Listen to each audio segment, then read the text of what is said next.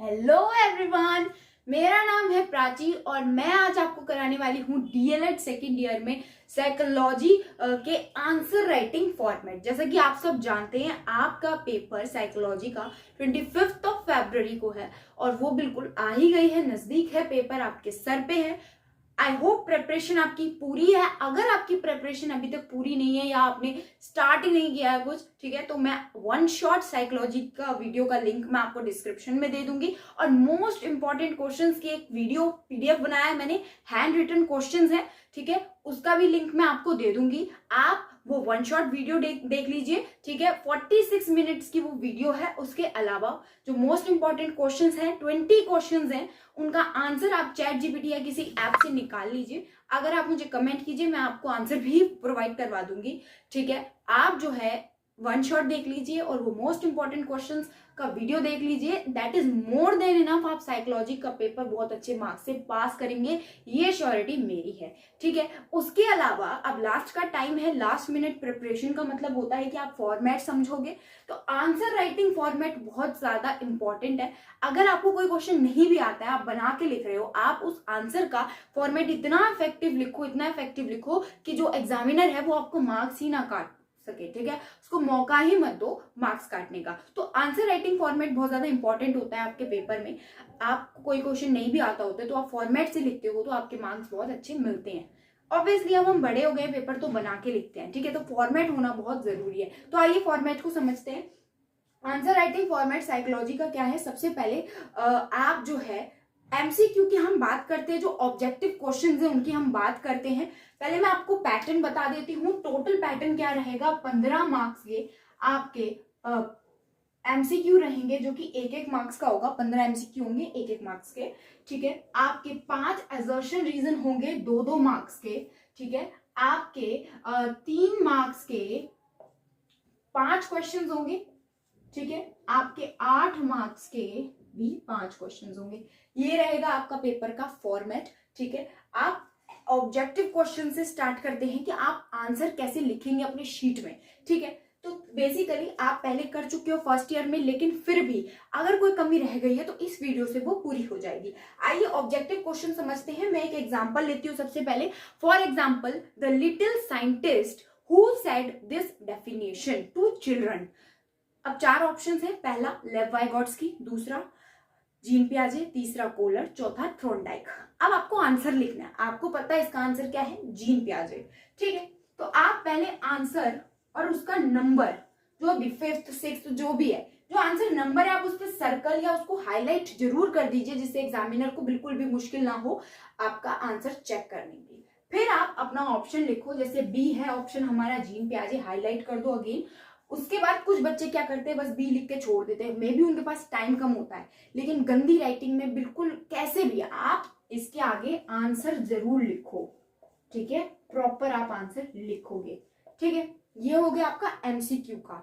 और एक और मोस्ट इंपॉर्टेंट बात, आप जो है कुछ स्पेस जरूर छोड़िए, ठीक है। मार्किंग स्पेस होता है वो, एग्जामिनर बहुत इफेक्टिव होता है इससे, ठीक है। बोर्ड एग्जाम में भी बहुत इंपॉर्टेंट होता है कि हम जो है स्पेस जरूर छोड़ते हैं। आप दूसरा एमसीक्यू लिखोगे, फॉर एग्जांपल मान लो अब असर्शन रीजन पे आते हैं, 11 नंबर पे आपका असर्शन रीजन होगा, ठीक है। तो आप स्पेस जरूर छोड़ो, इतना स्पेस तो जरूर छोड़ो। आपके पेपर में 2 या 3 लाइनों का स्पेस छोड़ो, वो होता है मार्किंग स्पेस, ठीक है। शीट आप कितनी भी ले सकते हो, ठीक है, मार्किंग स्पेस जरूर छोड़ो। उसके बाद है आपका असर्शन रीजन पर हम आ जाते हैं। एमसीक्यू हमने समझ लिया, अब हम असर्शन रीजन पर आते हैं। असर्शन रीजन कैसे करोगे, आपको पता है असर्शन रीजन का क्या फॉर्मेट होता है। क्वेश्चन पूछा जाता है, असर्शन होता है, रीजन होता है। आपको 4 ऑप्शन दिए जाते हैं। पहला मतलब बेसिकली क्या होता है, A is true but R is false, R is true but A is false, both A and R true but R is not the correct explanation, ठीक है। डी नंबर पे लास्ट में क्या होगा कि ए and R both are true and R is correct explanation for the assertion, ठीक है। तो आप उसको कैसे फॉर्मेट में लिखोगे, ठीक है। तो उसको हम कैसे लिखेंगे, assertion रीजन को आप जो है, जो भी आपका पॉइंट है आप वो लिख दो, जिस भी नंबर पे आपका सही है वो लिख दिया। मान लीजिए सी लिख दिया, उसके बाद पूरा लिखिए कि A is true, R is false, ठीक है, पूरा लिखिए। टाइम नहीं है तभी मैं कह रही हूँ कि आप जो है अब हम आते हैं सब्जेक्टिव क्वेश्चन पे। सब्जेक्टिव क्वेश्चन के आप कैसे आंसर लिखेंगे, ये आपके हो गए, ठीक है, एमसीक्यू हो गया, असर्शन रीजन हो गया। अब 3 मार्कर या 8 मार्कर दोनों मैं आपको समझा रही हूँ। डायरेक्ट क्वेश्चन का पहले हम समझेंगे। कौन सा क्वेश्चन? डायरेक्ट क्वेश्चन का हम समझेंगे, जो कि directly, for example, what is memory, explain how will you develop memory in children. Direct question है, सिंपल क्वेश्चन है, ठीक है, हम डायरेक्ट क्वेश्चन की बात करें तो आप ये क्वेश्चन कैसे सॉल्व करोगे? मेमोरी वाला एग्जाम्पल लिया है मैंने, तो क्वेश्चन क्या है आपका? मेमोरी का, ठीक है। अब आप पेज नंबर 1 पे क्या लिखोगे? डिफाइन लिखोगे कि व्हाट इज मेमोरी, आप वो लिखोगे, ठीक है। उसके बाद आप क्या लिखोगे? कोई भी फेमस साइकोलॉजिस्ट है, आप उसकी डिफाइन लिखोगे और उनका नाम जरूर लिखोगे। अगर आपको याद है तो ही लिखिए आप, अगर थोड़ा बहुत एस्टिमेट है तो भी मत लिखिए, बिकॉज नंबर कट जाते हैं वहां पे, ठीक है। ये हो गया। नेक्स्ट पेज पे आप क्या लिखोगे? आप क्वेश्चन एक पेज, क्योंकि आपको पेज भरने हैं, ठीक है, तो आप नेक्स्ट पेज पे क्या लिखोगे? बेशक पूछा नहीं, आप टाइप्स ऑफ मेमोरी लिख दो, ठीक है। Short term memory, long term memory, आप ऐसे टाइप्स ऑफ मेमोरी लिख दो, टाइप्स लिख दो, नेचर लिख दो, ठीक है, कुछ भी लिख दो, कैरेक्टरिस्टिक्स लिख दो, यूजेस लिख दो, कुछ भी लिख दो, ठीक है। अब उसके बाद बोला है जो मेन टॉपिक है कि how will you develop memory in small children, तो आप उसके लिए कोई फ्लो चार्ट बना सकते हैं, ठीक है, या पॉइंट्स लिख सकते हैं, ठीक है, पॉइंट्स बना दीजिए या फ्लो चार्ट बना दीजिए, कोई टेबल से रिप्रेजेंटेशन पेज भरने के लिए। नेक्स्ट पेज पे आप है एक्सप्लेनेशन लिखेंगे, जो पॉइंट्स किसकी लिखोगे? जो कि पॉइंट्स आपने बनाए हैं, एक्सप्लेनेशन लिखोगे, ठीक है। और लास्ट में जो मोस्ट इंपॉर्टेंट बच्चे बिल्कुल नहीं करते हैं, ठीक है, कंक्लूजन। मैं आपको मान लीजिए रामबाण दे रही हूँ पेपर के लिए, अगर आपको आंसर भी नहीं आता है तो रामबाण है ये, ठीक है। तो आप जो है कंक्लूजन लिखेंगे लास्ट में, तो आप इसका स्क्रीनशॉट ले लीजिए। ये है आपका फॉर्मेट आंसर का, जो कि कंपलसरी है आपको डायरेक्ट क्वेश्चन में, जैसे मैंने एग्जांपल दिया है डायरेक्ट में। अब मैं आपको इनडायरेक्ट, अब हम देखते हैं स्टेटमेंट बेस्ड यानी कि इनडायरेक्ट क्वेश्चन। तो मैं एग्जांपल बताती हूँ कैसे होगा कि Ram is the teacher who is teaching in the classroom to first generational children, which technique maybe he is using, ठीक है, और which steps would he have to take, ठीक है। तो ये एक स्टेटमेंट है, कोई भी स्टेटमेंट आपकी आ गई, या इसके अलावा ये हो सकता है elaborate this statement, ठीक है, आप ऐसे लिख सकते हो। ऐसे क्वेश्चन बनते हैं, स्टेटमेंट बेस्ड जो क्वेश्चन होते हैं, ठीक है, या आपका जो कंडीशन बेस्ड होते हैं, ठीक है। जैसे कि कोई ABCD, कोई टीचर है वो पढ़ा रहा है बच्चों को, पहले एड्स दिखा के पढ़ा रहा है, तो आप बताओ कि कौन से एड्स लेके पढ़ा रहे हैं, कैसे पढ़ा रहे हैं, क्या टेक्निक है, आप वो बताओ। उसके बाद आप उसके बारे में लिखो, ठीक है, right its advantages and disadvantages, ठीक है। फॉर एग्जाम्पल हमने करा फर्स्ट जनरेशन लर्नर कि कैसे बच्चों को पढ़ाना है, ठीक है, उनमें कैसे डेवलप करना है।